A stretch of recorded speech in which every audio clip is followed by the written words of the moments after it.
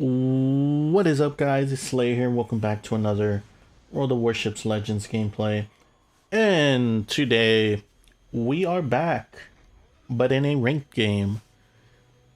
Yes, that's right, a Tier 5 ranked game. This game's mostly to highlight one of my best games in the Tier 5 ranked that went over last weekend. I know I'm a little late releasing this video, but I actually used the Dunkerque for the Tier 5 ranked games, and you might be saying the Dunkerque, you had so many other options, but you decide to go with the Tier 5 French battlecruiser Dunkerque.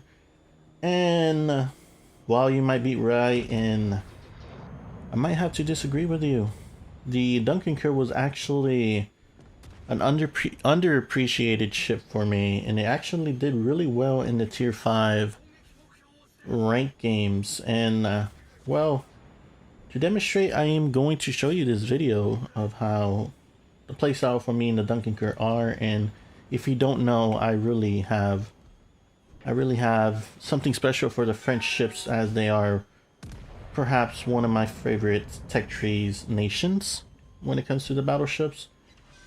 But right off the bat, we are going to get our first kill on that Nuremberg with that salvo we just hit him with. Now, the Dunkerque does have weak armor, and I understand that literally going broadside against anything higher than 356mm guns, even 356mm guns, will citadel me and will send me back to port. That is why I have a build specifically made for 5 hills, because I know how vulnerable the Dunkerque is when broadside. On top of that, I know that HE will definitely also send me back to port. Now, as you can see, I am broadside against the Mutsu. Had no other option due to the fact that the West Virginia was right in front of me. I would rather get hit with Japanese dispersion than American dispersion. And as bad as the West Virginia's dispersion is, Mutsu's, in my eyes, is way worse. Now, the West Virginia 406mm guns, something that I don't want to be close by, and the first thing I'm doing is getting closer to this West Virginia. While, on the other hand, West Virginia actually has a soft spot, and that's the HE. We set 2 fires on the West Virginia, and easily he's going to have to damage control that. We switched to AP, thinking that I might have get able to citadel him, but unfortunately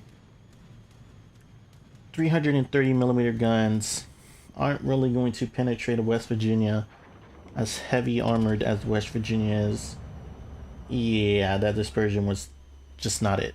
Now he returns fire, and well, we got hit with about 8,000, probably 9,000 damage there, and I kind of don't want to continue on with that, so we're going to switch to HE and find an island to go around so we could shoot and then reload from the other side and prevent from losing more health. Now we're going to give that salvo, HE salvo right there, set a fire, and you got to remember he damage controlled the 2 fires, so he's going to have that fire running for quite a while.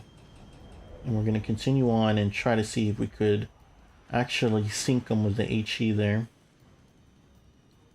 Now we have another cruiser shooting at us. And it looks like the West Virginia is not going to go down with that salvo of HE. So I did have the AP backloaded on for this salvo here.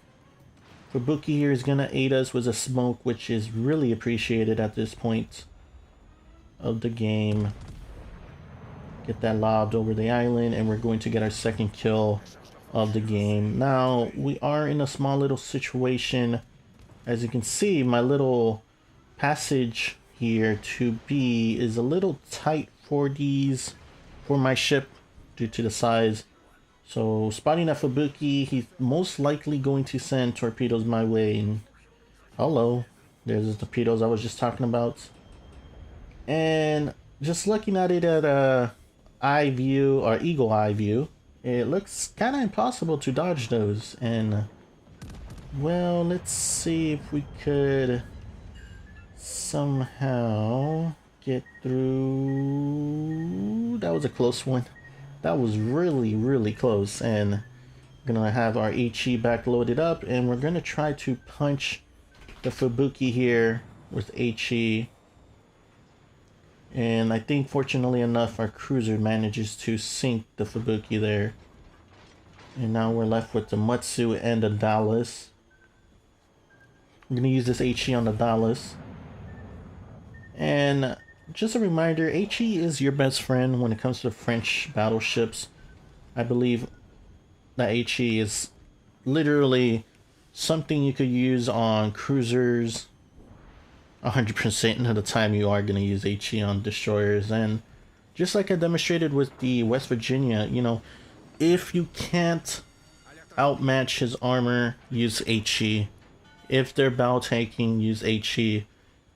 I understand that you're trying to get the most damage out of a ship, but using AP with 330mm guns is definitely not going to give out that maximum damage you want. Now the Fubuki did ask for me to retreat, but I actually refuse here, and there's no reason to retreat, but in his point of view, he is a destroyer, so he can't do much other than send torps with his 7-second reload turrets. He's not going to do much to this Dallas. Now, it's just a 3v2, casual 3v2 here.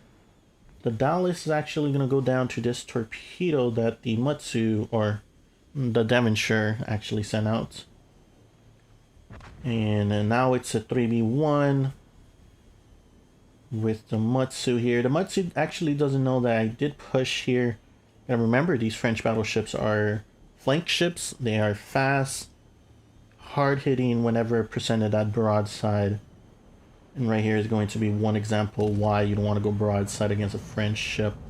We get 3 Citadels there for 33,000 damage, and the Matsu is actually going to punch me back for presenting my side here. Remember, Matsu has, I believe, 10mm guns, so way bigger than the West Virginia. But yeah, we almost died there, and we managed to sink the Matsu with 2 more Citadels there, and we finished the rank game pretty good. Top of the leaderboard with 2,200, or yeah, 2,000, I believe it was 2,236.